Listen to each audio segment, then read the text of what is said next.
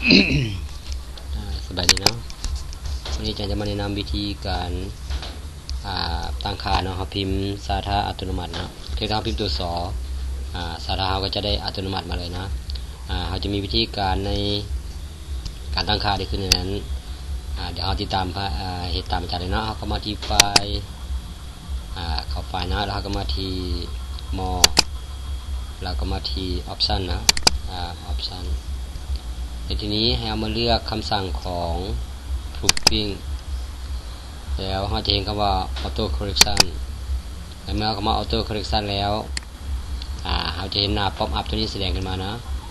โอเคฉะนั้นในตัวนี้ก็เพียงแต่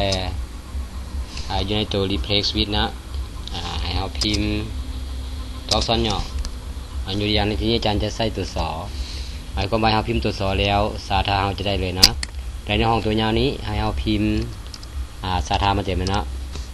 คำกวนของประเทศเรานะ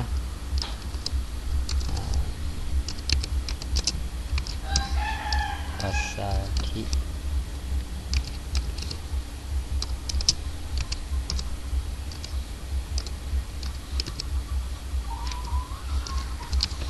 หลังจากเราพิมพ์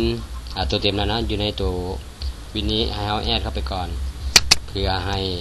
เขาจะสังเกตในตัวนี้เขาจะเห็นคำว่าสอแล้วในตัวนี้เขาจะมีคำควรเต็มของประเทศลาวนะสาธารณรัฐนี้สปปลาวนะหลังจากนั้นอาจารย์ก็โอเคเข้ามาหลังจากนั้นเรามาตั้งสันติภาพไปเลยตัวนี้อาจารย์จะพิมพ์สอไม่กันหมายความว่าเราพิมพ์ตัวสอไม่กันปุ๊บมันจะออกมาสันติภาพในห้องตัวนี้เราก็พิมพ์เหมือนเดิมนะสันติภาพเอกราชประชาธิปไตยเอกภาพวัฒนา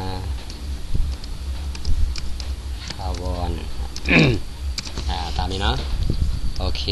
ในเมื่อเราพิมพ์แล้วกับเส้นเดียวกันนะมิจะเราแอดเข้าไปเลยหลังจากนั้นก็มาโอเคเข้าไปแล้วตัวนี้ก็โอเคเข้าไปเลยนะในที่เราลองมาพิมพ์เลยนะเส้นวาจารย์พิมพ์ตัวสอปุ๊บเขาจะเห็นเลยคำว่าสาธารณจะขึ้นมาหรือว่าสอไม่การปุ๊บสันติภาพจะขึ้นมาฉะนั้นตัวนี้เขาตั้งค่าตัวนี้มันจะสะดวกในกรณีเขาพิมพ์ข้อมูลได้หนึ่งนะบอกเพียงแต่จะเป็นคำขวัญให้จะเป็นตัวอื่นก็เช่นกันเขาสามารถใส่เทคนิคตัวนี้เข้าไปตั้งค่าตัวย่อแล้วก็ตัวเต็มเขาก็จะสามารถเซตค่าได้อัตโนมัติเพียงแต่พิมพ์ตัวอักษรเดียวแล้วให้ได้ข้อมูลออกมาเต็มหวังว่าคลิปนี้จะเป็นประโยชน์นะเราลองไปติดตามนะแล้วก็จะช่วยให้เราเซฟเวลาประหยัดเวลาในกรณีเราพิมพ์เอกสารต่างๆ